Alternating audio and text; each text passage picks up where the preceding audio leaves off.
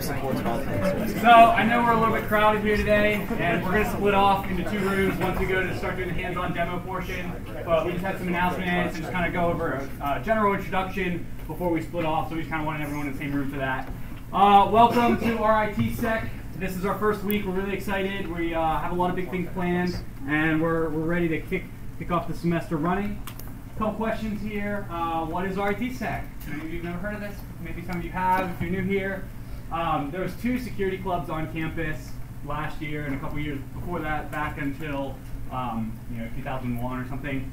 And they were both security clubs. They both kind of, one focused on more hands-on demo times, one focused more on like student research, but they both run competitions. They both have a lot of really cool, interesting ideas and great education for the students. But we were growing pretty big, and we were starting to step on each other's toes in some of their certain administrative areas. So we decided, hey, let's become one big club and run everything a lot better. So that's kind of what we did this year. So last year we pushed really hard, and then this summer the Eboard worked really hard to get everything lined up, and now we are officially just RITSEC. Another big thing that we did is we moved from student government under the CSEC department, so we are now officially CSEC and not student government. So that kind of opened up a lot of doors for us financially, and with some of the things we just have to do for treasurer and booking things and things like that. Just kind of helps out more on the administrative end. From the student side, everything should be running just as it always ran. I'm not going to say smoothly, but we do it just as we do. So yeah, 2 clubs. It's a great place to come, learn, grow, put your skills to the test. We always focus on learning what you can't learn in the classroom or what you don't learn in the classroom. So there's going to be certain areas that maybe you're lacking in this, or you want to grow more in this area. And we have a lot of really good, smart, intelligent upperclassmen who are willing to share, willing to help out. We bring in sponsors, we run competitions, we do a lot of really cool events to kind of improve your skill set and basically sell you to jobs, because people like coming to hire you guys if you do this stuff. And we're here to facilitate that. So we bring in big name sponsors, and they give you interviews, and it's fun. You get to go do cool internships and everything, but you also just get to learn and you get to grow, and it's a lot of fun. I've been doing this since I was a freshman, like 3 years ago, and I've come basically every single week since then, and I've never regretted it. I've always had a ton of fun. I have a lot of really good friends here, and it's just an overall fun place to be. So, I don't know what this is. Don't spam the newsletter, I guess. Yeah. So currently our newsletter is being sent to your spam folders. So when you get a chance, go to your spam folder and hit not spam, so then we can stop being spam. So we're gonna do the meet the Eboard. This is where things get fun. So there's me, Micah Martin. I'm the president of RITSEC. Last year I was the president of Sparsa. I like hating on Linux. I like Linux. I do mail servers because I hate myself too. I don't really have any other interests. I like security. And then I'm just usually in the labs. May or may not be sleeping while I'm in the labs.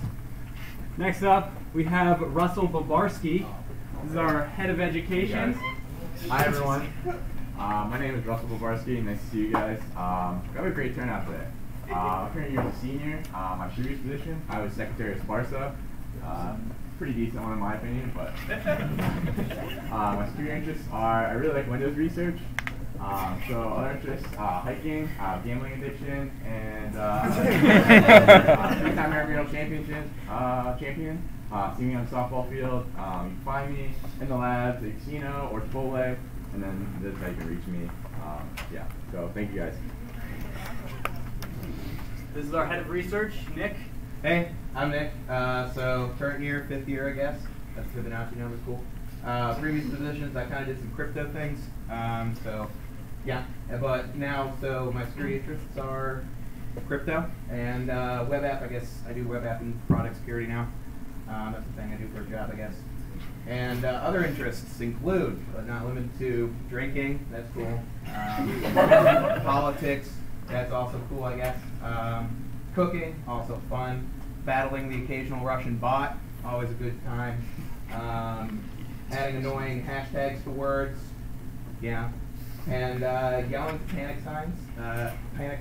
So instead of catching me outside, you can also see me in the labs, or obviously in the bar, the interest number 1.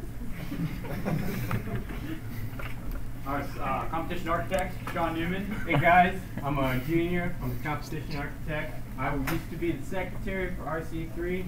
Rip. Our web and whatever else I think is cool at the moment. I like rowing. I like home labbing and find me swearing on your Christian Minecraft server and doing some micro commits on public GitHub repos to pump up those activity numbers. Allison, our public relations director. What's up? So I'm a third year. I was currently just a member. I just watched a lot of people kind of run around crazy, so now I joined that. I don't know why. So security interests, don't really have anything super main, but social engineering, tell me your passwords, it's great. Other interests, I'm an old woman, so I do stress baking, I do glass making, I do swing dance, I cook, it's great. I'm just an old woman. I watch HGTV, highly recommend. So you can find me probably in Sec Labs or literally anywhere. If you can't find me, you'll probably hear my voice because I'm very loud. Our treasurer. Hi, I'm Shannon McCool. I'm a second year. I used to be the money man for RC3. I really like social engineering. If you want to hear me rant really quickly and get excited, talk about that. IR and policy are cool. I really just like writing, so I'm a big English buff. I was in high school. I'm really into pop culture, so if you want to talk about movies and TV, I go to Movies 10 like once a week for $3, so you guys should all do that. Where else you can find me is in the WIC space at a WIC meeting. I travel around conferences like every other weekend. I'm on my phone a lot, but you guys can interrupt me if you want, and I don't know, I crack some jokes here and there, so thank you. I'm funny. That's funny. Tech lead. Hey guys, I'm Scott. I like memes if you couldn't tell. I was a member last year, security interests, Linux Blue Team, pen testing. Other interests, I'm on the swim team here. I like to rock climb. I like memes. Couldn't tell. Find me usually at the pool, Red Barn, screaming about memes at my house, or just in the labs. Hey, I'm Brandon. So I basically do all the infrastructure stuff. I'm a freshman, clearly, and anything that has to deal with infrastructure for ISTS, for any of our competitions, website, which we'll get into, that's all me. If you have any questions, I like to do home lab stuff, networking, ESXi, virtual machines, Windows, Linux, you name it. Come ask me. I like to talk. Jack. Hey everyone, my name's Jack. I'm a junior. I didn't do anything last year. This year I'm secretary, so I take notes, grab copy, stuff like that. Let me know if you need anything. I'm good. So I'm running the mentorship program this year, so if you guys have heard me talk about that, I'm the guy in charge. I'm also really interested in reverse engineering, Internet of Things, devices, web, Linux, rootkits, all of that. Otherwise, I do some robotics, machining, welding, camping, canoeing, and rock climbing. They're pretty cool. I'm usually in the lab, or at home, or eating calzones. What's up?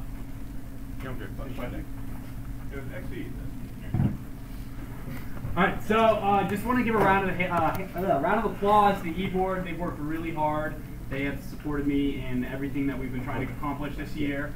And we're going to have some rough spots, but we're all going to work through it. So just a big thank you to the Eboard. Please.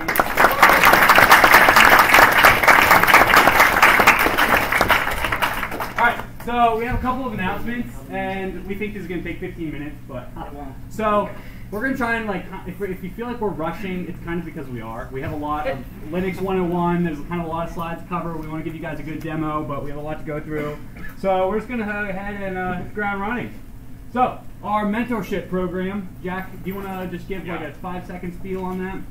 So mentorship is for targeted new students. We're trying to get you more involved with the club and better prepared for classes in co-op. If you're interested in being mentored, you're a new student, new to security, maybe you don't feel your skills are up to snuff, sign up here. if you're interested in mentoring, you feel like you've been around for a while and you want to get back to the community by helping teach new people things, sign up right here. I'll be talking more about it at the barbecue later, so come through. For those of you who didn't know, we're having a barbecue at Perkins. Come eat food. So, this is a big one. A lot of people may or may not have strong opinions on this. We used to use Slack, and we used to use the Slack 3-tier for our chatting and all of that. This summer, the Eboard decided we were going to go and try out, or not try out because we've been trying it out and it works fantastic. We're going to use Workplace. Workplace is a Facebook application which it allows for really good interaction. Some of the big things that we are really excited about for this platform is you can do like special interest groups, we can do all our Eboard meetings, we can host events. We can basically do all of our planning in one really solid platform for a community. It is completely free to the club. We have full unlimited access. We can have as many members as we want. And it really just allows us to interact better, and we can work and kind of coordinate things a lot better. So Eboard's been using it for a while, and we've really had really good results. We think this is really the best direction for the club, and we encourage you that even if you don't really like it, maybe you're a little bit hesitant, please try it out. It is completely independent of your Facebook. It does not link to your personal Facebook at all. It is a separate account, and we can go ahead and please go ahead and get that. We have a really easy sign-up link right here. So if you go to wk.ritsec.club, it's still running, right? Sure. It doesn't work. It doesn't work? The SSL, so it's bad. It's not running. Go to HTTPS. Yeah, don't. You are not submitting anything sensitive. I promise you. HTTPS is. Yeah, don't. Are we setting up like HSTS or something? Oh, What's going on right now? I think you have to. I think because you're still on the page. Connection is Rope temporarily disabled. No. I'll go talk to Someone hit Mike. accept and see what happens. Oh, Oh, it just brings you up to the plain RITSEC Get you page. going if you Oh, skip but by. that's not the. Yeah, no. Your wildcard certs are bad and stuff. Yeah. Yeah, I see. It's fine. We're a security club. It's cool. All right. We Well, told you this to do is wildcard not working, but that's okay. We're going to get you guys all in here later, and we'll let you know. Keep your eyes peeled. We will post the link in the Slack. We'll send it out over the mailing list and our Facebook page for the group. Oh, by the way, if you haven't gone to the Facebook page, please go ahead and do that. We would like to see you there. All right. I think we have to refresh this, right? So one of the things we like to try and do to get students involved and to kind of introduce new topics of interest to people is special interest groups. So special interest groups are small groups dedicated to a specific topic within the security realm. So we have just a couple of those that are already here, and people are welcome to submit proposals. You can try and make a new one. Eboard will go through the process for that with you, but we're going to go through some of the special interest groups that we already have set up. Team Contagion. Is Mike Cosmodelis here? Yeah, come up here. Mike, big Mike. Alright, so hey, I'm Michael Cosmodelis. I'm head of Team Contagion, which is RITSEC's CTF group. Basically, if you don't know what that is, Would you speak up, please? Yeah, sure. Okay. So basically, what that is we compete in capture the flag competitions, and that's not the thing you did in middle school and gym. It's like the basically it's a bunch of security competitions where you compete and solve like binary exploitation, reverse engineering, web forensics. So if you don't know what that is, that's fine. I'm holding a practice Tuesdays at 7 p.m. and right here. So if you want to come learn about that stuff, come hang out and have some challenges.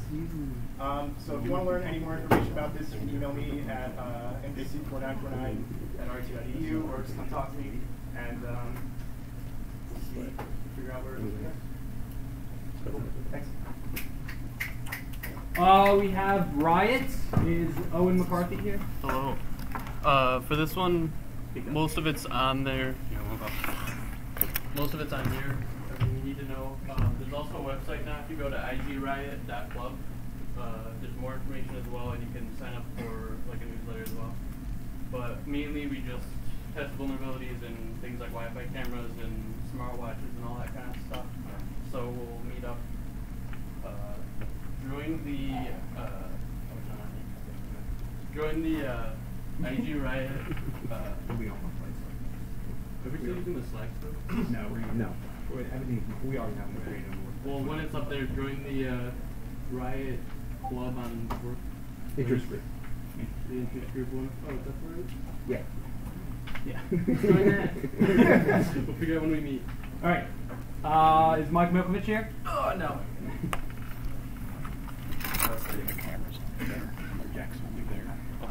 Also come over here. A lot of directions. Oh, wait, you're telling me I have to speak louder? Speak louder! All of you beforehand. Sorry, I think that's the first time in my entire college career I've been told to speak louder. So, a little bit about Red Team Interest Group. Red Teaming is an extension on penetration testing that takes into consideration education of blue team members. And what penetration testing is attacking a company to find their vulnerabilities and then educating them on what those are and how to remediate them. It's really a way to take offensive practices and make it beneficial for the blue teams. And so what this is the group is going to be focused on student education. I'm going to be giving presentations on, starting out it's going to be what it is, what's kind of the mentality, what's the process. I want to give demos on, you know, this is what happens when you're doing a penetration test. This is kind of what's going on behind the scenes. If you want to reach out to me about any questions, I'm at Joker on the Slack, and apparently I'm moving over to Workplace now. The name is wrong. It should be Red Team Interest Group, but we'll get For there. the Workplace You can group. just search Interest Group and find them all. I didn't even know that Workplace existed. Like, that wasn't even on my slide before. So, hey. Another thing is I work for a company called Ingressive. We do a little bit of private, a little bit of government contracting for penetration testing and red teaming services, as well as a little bit of NSOC type things on the side, Network Security Operations Center. And what we are is we're actually going to be a platinum sponsor of RITSEC for this year.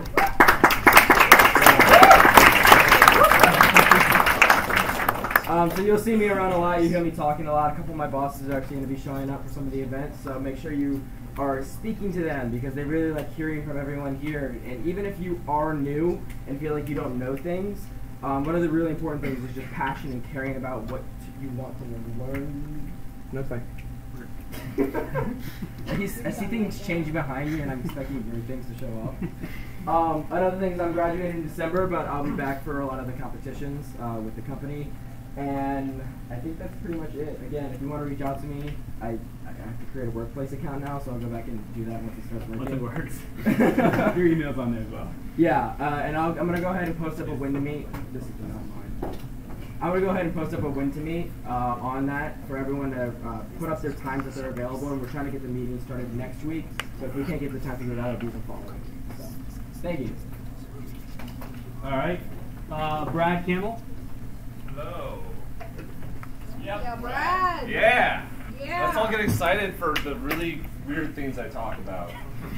Yeah, so do I go on this side or that side? This side. All right, cool. Can't wait to see my beautiful face. All 6'5" of it. And so yeah, I run the reverse engineering group under RITSEC. So essentially what that is there are a lot of programs in the world that people don't want you to know how they work. And so naturally I want to know how they work. This club group, interest group, is about understanding how to figure out how those programs work. So if you don't have the source code for a program, the computer still needs to know how to run it. And reverse engineering, at least with software, is the practice of taking the code that the computer runs and figuring out how to make something that like people can kind of understand, because I believe we're still those. So I don't have a scheduled meeting time yet due to some scheduling fun in my life. So check out the reverse engineering group on the Workplace channel once I get connected with that. So keep an eye out for when to meet on that, because I want to make it so as many people possible can show up. And you will get to learn how to do things that everyone screeches and run away from. Okay? Thank you. A lot of fun. Sorry, we keep updating. Ben, you didn't give us slides, so Yeah. you're doing it Super live. unprepared, trying to get capstone things done. Once you get to your capstone, you'll understand. So I'm a 5th year. I've been here way too long, but I love teaching, and I started Guardians of the Network, which is on what? I hate standing still. I have a hard time standing still. All right, where do I stand? Right there. All right, here. All right, I'll try and stand here. I'm going to move around though. All right, so I started Guardians of the Network. So basically what Guardians of the Network is I'm going to teach you guys how attackers get in the networks, and then basically from there we're going to figure out how do we detect these attackers, right? So basically by understanding the attacker and their mindset, what are they trying to go after, how they move around the network, we're going to try and use that to our advantage to try and detect them. So we're going to be doing a lot of cool things throughout the week. So we're going to be doing incident response, attack lifecycle. You guys are going to be able to attack each other and rickroll your friends. It's actually a really fun time. I suggest coming to that week. That's week 3. Yeah, and we also get you guys prepared for competition. So if you've never done a red versus blue and you want to know how to get prepared, I'll do that for you. I'll help you. I'll walk you through it. I'll make sure that you guys are all very well prepared for your first time at a competition. If you come to Guardians, raise your hand. Woo! Yeah, how many of you felt somewhat prepared for competitions? Wow, you did not just make me feel great at all, right? You did not do a good job. You got okay. Don't listen to them. So, but yeah, come. If you have no idea what I said, but you sound interested, come. Everyone's welcome. I teach everyone. Everyone's welcome. Oh, Wednesdays, 6:30 to 8. Okay.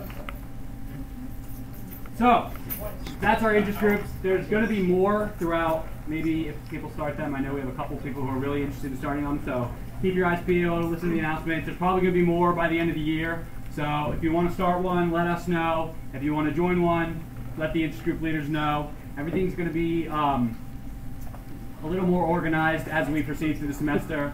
So thank you very much for bearing with us. We have a sign-in form here. If you guys cannot do that, we don't have a tiny URL. Can you get tiny URL? Yeah, that's what I was working on. We're getting tiny URL. So we have the 2 meetings. There's the education meeting and the research meeting, which used to be RC3 and Sparsa respectively. But we're just encompassing it all in one sign-in form. So if you think you're going to go to both meetings, like, yeah, I'm going to both, and then check that. And just put in sign-in or something.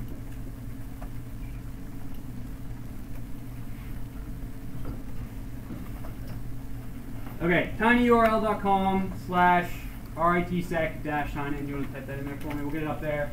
So go ahead and just sign in. It just kind of helps us know who's all come in, like who we're targeting, and then maybe throughout the year we'll kind of do like, what do you guys want to see more of? Open up for a little bit more feedback. We don't have permission. So you need permission to sign in with your like other. You need to sign in with your RIT. We gotta stick permissionaires, but it's good security. So. Hashtag. Oh, my thing is broken. All right. So, like I said, sorry about this. We're kind of still polishing through a lot, but we're gonna get that. If you come to the research meeting, it'll be there too, and we'll have it up at the end of this one. The last thing we're going to do is we have a lot of people in this room, and I think we're breaking fire codes right now.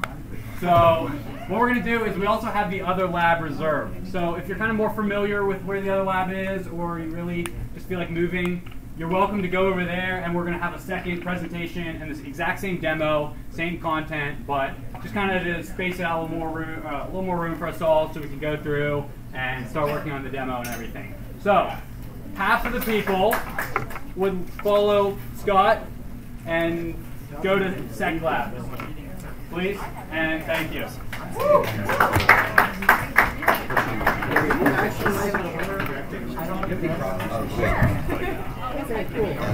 I'm taking it. Ooh, slap up my belly. Is that yours?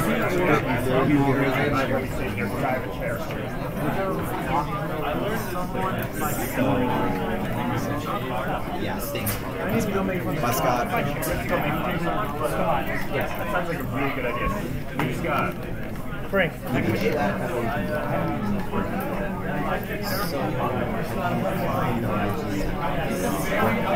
have a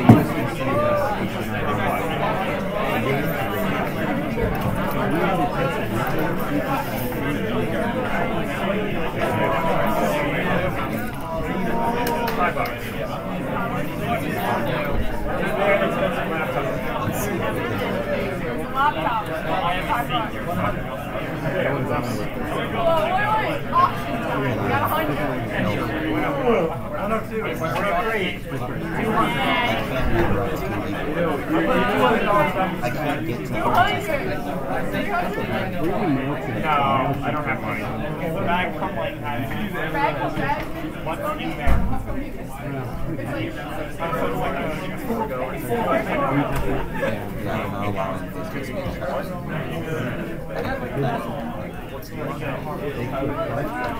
Hey Sean, do you know how to get onto the workplace? We'll know soon. Yeah. As soon as this link is up, then you can get on. Because it's not showing up in workplace. And like searching RITSEC gives nothing. Okay. No, you will not be able to sign up except in the form. So people are signing up. Yeah, there's plenty of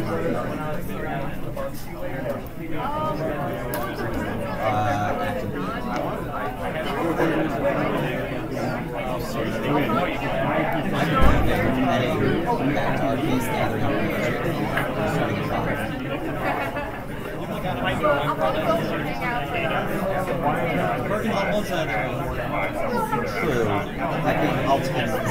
Well, because I've got all this stuff. So,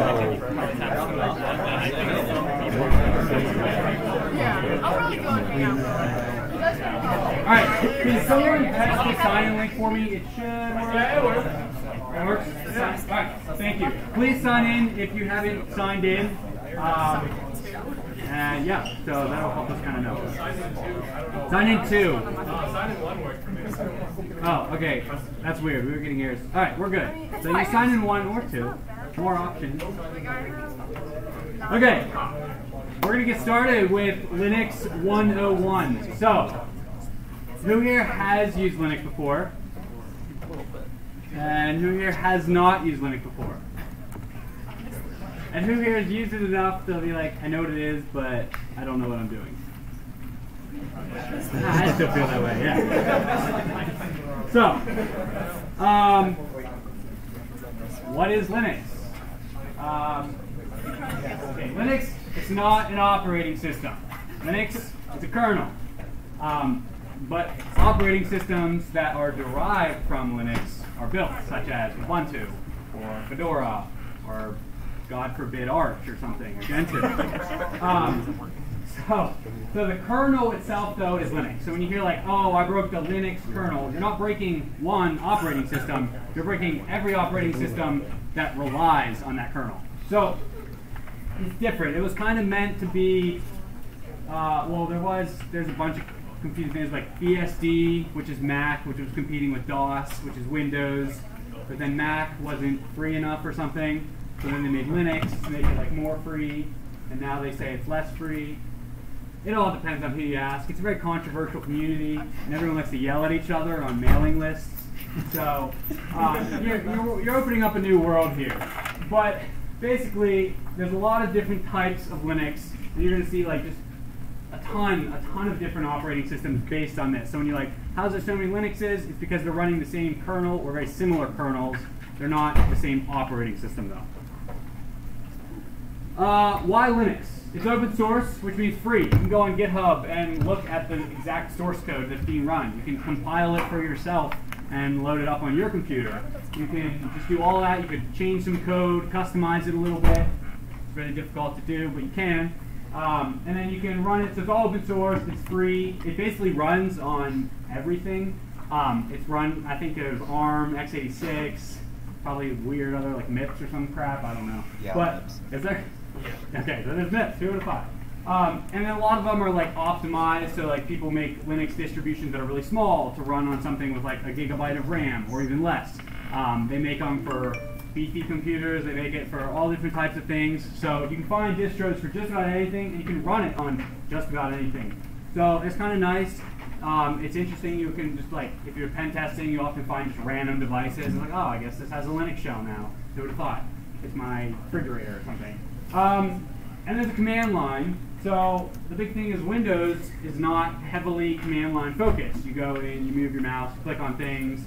Linux is primarily command line focused, especially when you break into our world. In security, it's a lot of servers, which means there's no GUI at all. You're just dropped into a shell, and you just type in some commands. You don't even have a mouse. And yeah, so it's a lot of command line focus, so it's a lot of like pseudo programming, scripting, and that's kind of what we're going to primarily focus on today. Package managers, this is one of the big key selling points for Linux a lot of people talk about. It's a great way to install software. So in Windows, I want a tool to browse the internet. So I go and I type into Google internet browser, and I go to some website and I download whatever binary off of that website and I run it. But there's no way to tell that that website is not a bad actor. No one's really done any audits of that website.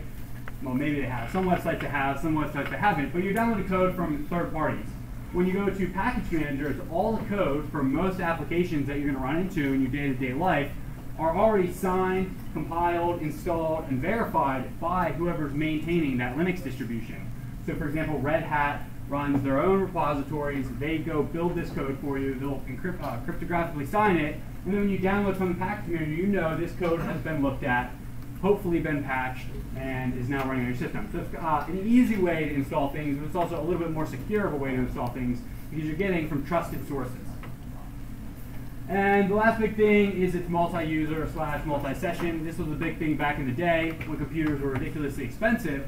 Instead of having everyone gets a laptop, they're like, well, this room over here is our computer, and then you can kind of sign in remotely through dummy terminals. And but you need to have multiple users so that like 5 people could be signed in at once, or whatever. And Windows fundamentally does not handle this. Linux fundamentally does handle this. So it's all about multiple users, which plays into just kind of how processes are managed and everything else. Especially when you're red teaming and you're doing competitions, you'll learn very quickly about other users. That's some of the big. Oops, that's the wrong computer. Big differences. Okay, one of the reasons it's command line oriented. We'll cover that. Okay, so there's different interpreters. These are called shells. You'll commonly hear those. There's bash. There's sh. Sh was the original. Bash came from that. Someone forked csh, zsh. There's a whole bunch of different variants. Some of them have tab completion. Some of them have like colors and different fonts, and they're just as many as you want. The community is pretty big, and there's a lot of different things you can install. In your shell, so when you run the shell program, you will get a prompt. And the prompt you'll see is like this. So it'll be like, okay, this is my username on the host name in this directory, and then here's where you start typing in commands. These are all edited in a file called your .-rc, which you can customize the colors and what it says and all kinds of things, but that is your prompt. So when you see like a prompt looking thing, you know that you are in a shell and you can start entering commands. Secure shell. This is kind of where things get better because we can remotely monitor these computers. So I can have this headless server up in Amazon Web Services or DigitalOcean, and it's running up there, but I don't have physical access to the computer, so I remote in, the SSH in it, cryptographically signs or encrypts the connection, and Nick's looking at me because I'm saying cryptographically and he doesn't like it.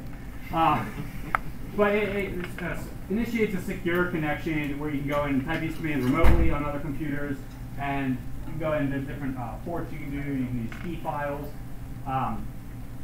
Also note, just a lot of what I'm doing now is like there's like these flags. I'm not really discussing the flags right now. We put them in the slides, so as you go through this process, you can go back and reference them. But the way flags work, you just kind of append them to the command, and we'll kind of go over a couple examples later. But if you see me like skipping over these like little details, they're here for reference. So when you go back to look at the slides, they're all there for you. But we're not really going to talk about every single flag. Kind of that way.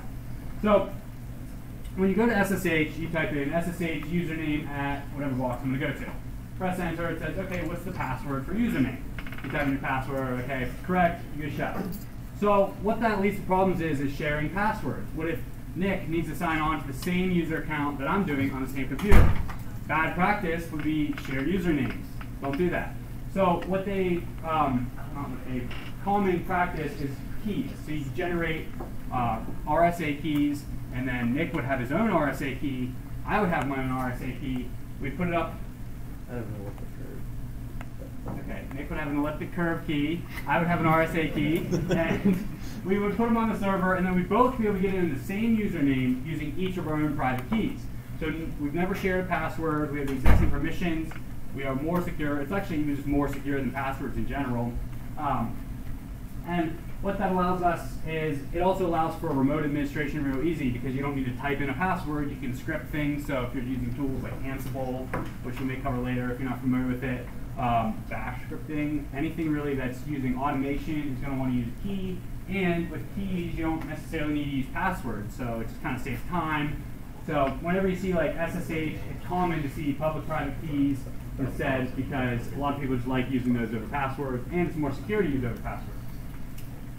Man pages. So when you hear man page, you're like, what the heck is that? But you'll hear it all the time. People say, oh, read the man page, look at the man page. Man page stands for manual page. So it is a manual. So if I don't know how SSH works, I type in man SSH, and it'll show me a list of all the different flags I can do, what each of these flags does in the program, how does it change the flow, what can I pass to it, what can I do. So this is going to how you're going to primarily do a lot of learning in the beginning when you're like, oh crap, like was it tar-x or tar-z? Well, there you go, man tar, and you'll get the information. So when you hear these like man, that's what you do. Just type man, whatever, there's probably a man page for it if it's a common tool, and you're going to learn a lot. And you can also man page on Google, so Google has man pages, right? So, I'm not Google, but who knows? Okay, so one of the biggest differences between Linux and Windows, I keep saying that, there's a lot of differences. A primary difference is the file system. Linux went with the everything is a file route.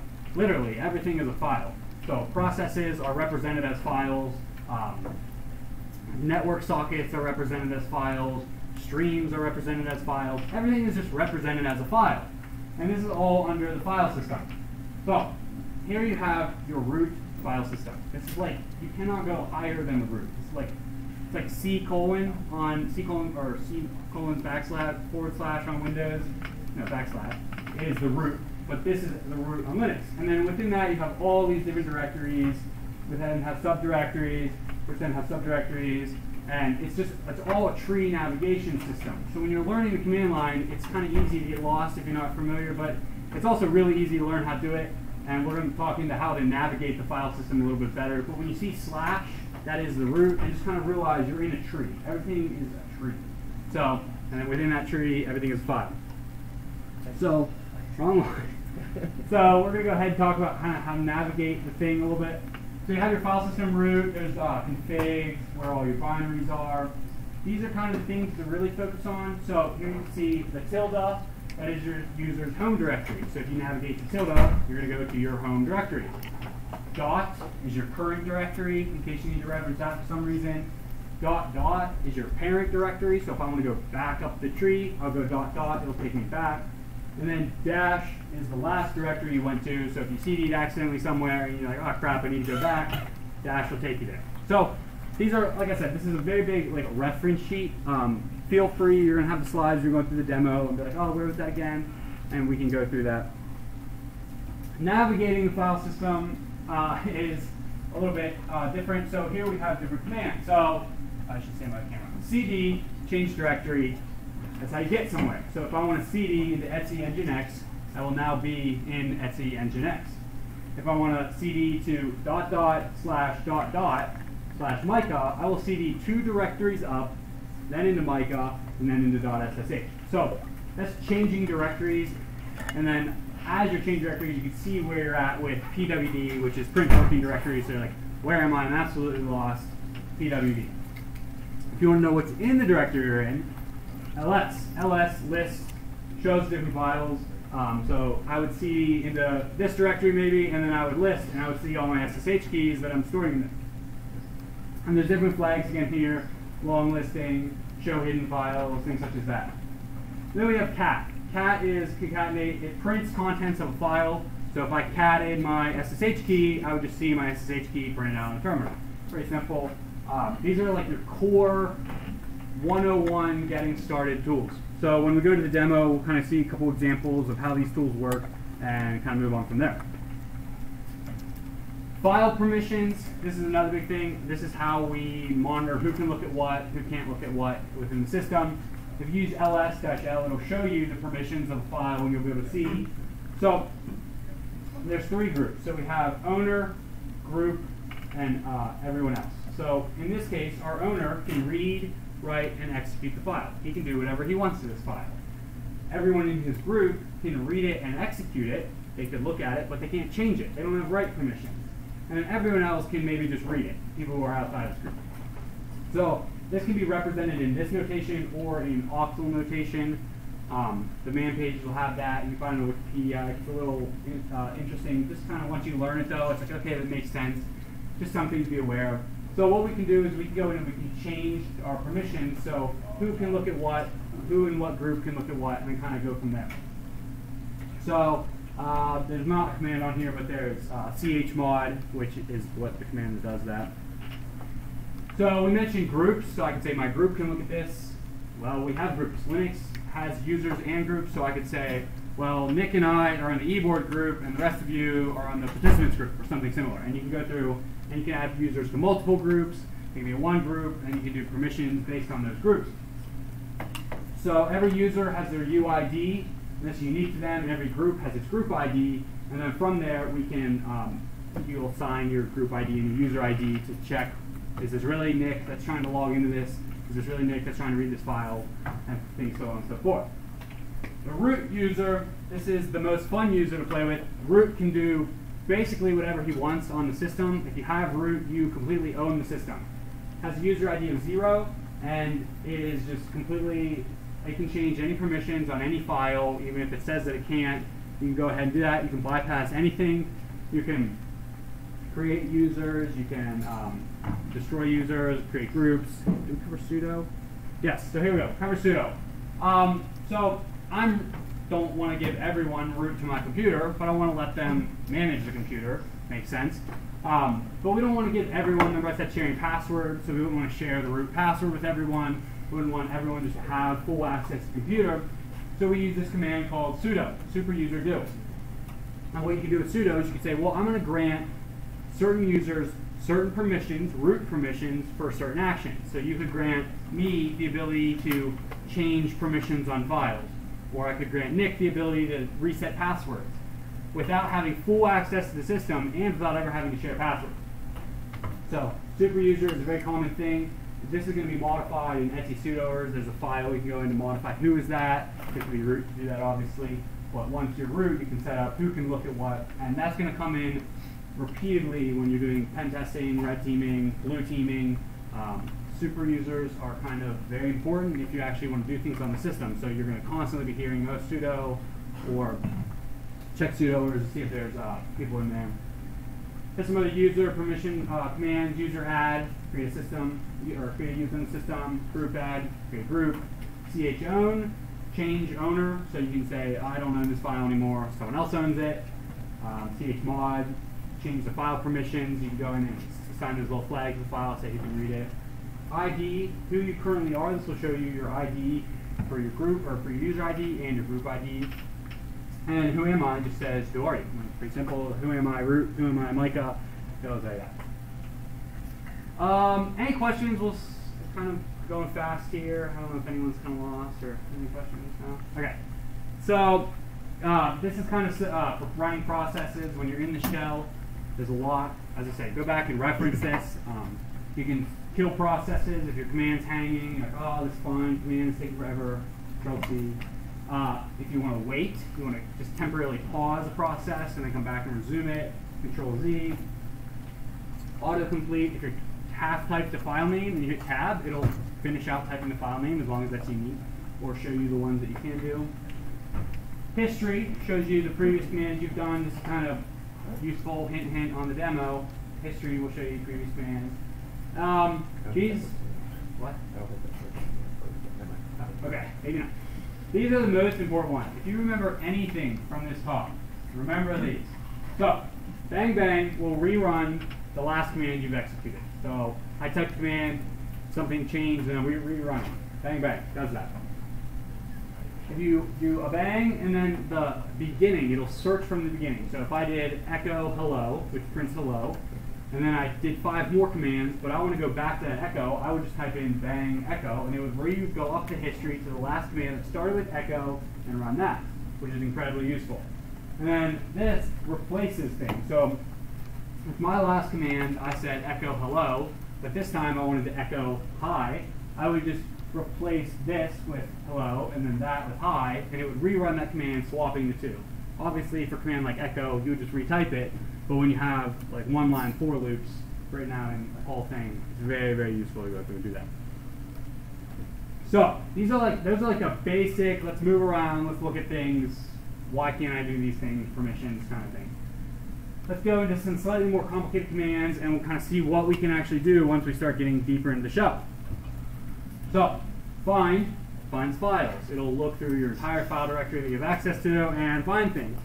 This is really useful because you're just like, oh, I don't know where I saved this file to, or maybe where's this flag on the system. Find will help you with that. Grep, regex.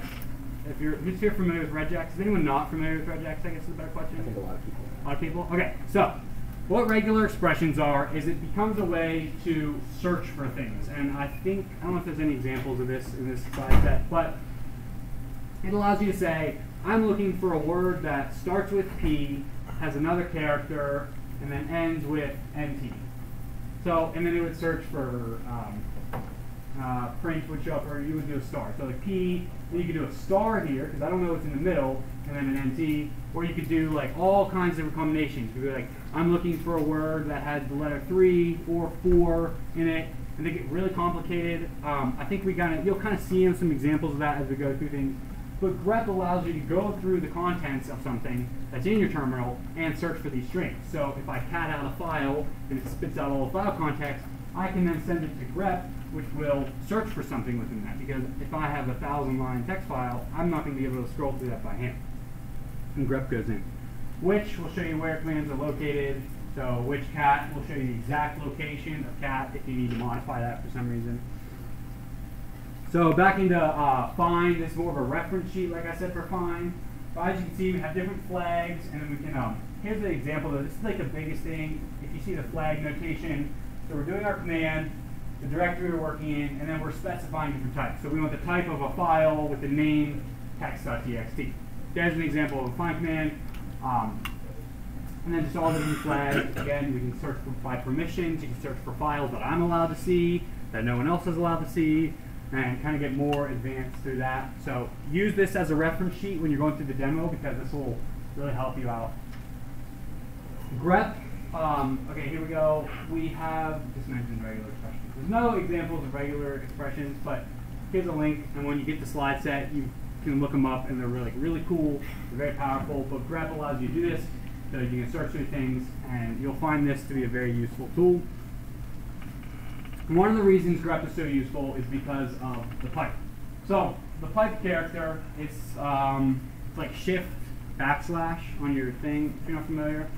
It creates this vertical bar. And what it allows you to do is take the contents of one command. So for example, the Etsy password command, or cat Etsy password. So it's going to print Etsy password. But then we pipe it into grep. So now grep receives all that data that came from the output of this, and it uses that to start looking through.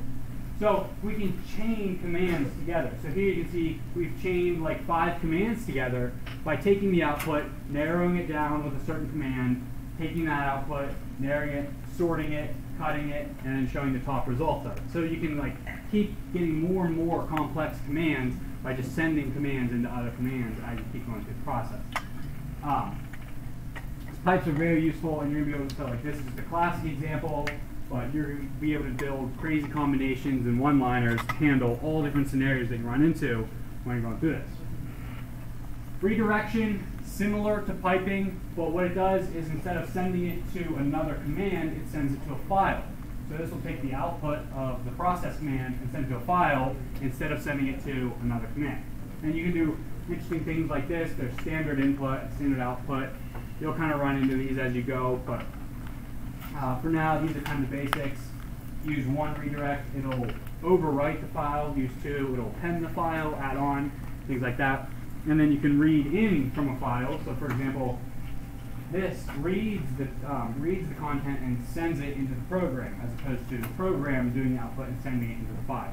So all kinds of different crazy redirection things. Environment variables, you can set environment variables. These are variables that are just global. So as you're in your shell, you would have different variables for different things. So for example, like I think shell is one. It'll say whether you're in bash or sh or zsh. So there's just different variables you can access from anywhere. This is a little bit out of the scope of Linux 101, but as we kind of go through Linux, you'll kind of learn about this. Aliases. These take long commands and make them shorter. So for example, if I had this super duper long complex command, I would alias it to recent. And then instead of having to type this every single time, I would just type recent. And that would kind of help me out. That's something to be aware of too when you're going through blue teaming things. Processes. Every time you start a new program, it's going to be a process. Every time you have two things running, you have two processes. You can see all your processes. You can kill your processes. This lists the processes that are going through. Top will like live, kind of like task manager style, show you the processes that are running on your system. You can go through and kill them. Type in the process ID, type kill. It'll go ahead and kill that process. And then jobs will show you, when remember we talked about backgrounding processes with Control Z instead of killing them. You can do job to show what processes you have running in the background. There's a lot more to do in Linux. Linux is such a complex thing. We're primarily going to focus this week on some of the easier things. There's a hard challenge for those of you that are a little more familiar to try and dig around and find that flag. But there's so much to do in Linux, and there's an endless black hole of research. So feel free to ask all of us about it. Like, not all of us at Linux. Ask the Linux guys about it. We like to talk, and we like to do really cool projects on Linux. So there's a whole world if you're interested in this. If not, we're going to get to Windows next week. So here's some other cheat sheet, command sheet. If you don't know Linux and you're like, I'm so lost, do the demo and you still feel kind of lost. There's they're called war games. They're kind of like little interactive games you can go through. Bandit is a pretty good one for learning Linux. It's kind of an intro. It'll go through some of these different commands, get you familiar with it. So check out Bandit if you're willing to learn more. There's a YouTube series on it. This guy goes through some really good talks on like, what is Linux? How do I install Linux? There's like 5-minute videos, and it kind of covers the whole thing. Okay, so the weekly demo, and this is kind of where the fun begins. We're going to go ahead and get started on this. We'd like you to feel free to ask questions. Please ask questions. We are here. We're going to be walking around the room. If you have any problems, I don't know what this command does. I know nothing. I remember when I was a freshman, I knew absolutely nothing about any of this, and I had to raise my hand for like the dumbest little things that I felt. But everyone's willing to work with me, and we're here to work with you. So if you have any questions, please do not hesitate to ask. So, I am told that the RITSEC Linux demo is on every computer. Can someone verify this for me? It is. It is. I helped install them all. It should all be there. Awesome. So, if it's not, let us know. If it's not, let us know. If you want to use your personal laptop, you can get VMware Workstation for free from RIT. We get a free license, and we have the VM for you to download. If you're like, what the heck is that? I would recommend doing it on one of these lab computers first, and then later go in and install Workstation, and you'll be able to create your own VMs, and that's just really fun to do. So, quick thing. Yeah. Just add on to that. If someone in the back doesn't have access to one of these computers and also cannot put it on their computer, then can someone who can put it on their computer please give up your seat for someone who cannot? Okay. So does anyone not have a laptop or a computer that they don't have Workstation on? Okay. I'm just saying, be helpful. Yeah, if you need desk space, please just ask someone. We'll find you desk space. There's a couple up here, I think, as well. Yeah. Can you go ahead and what is the credentials? What is the credential? RITSEC password, I believe.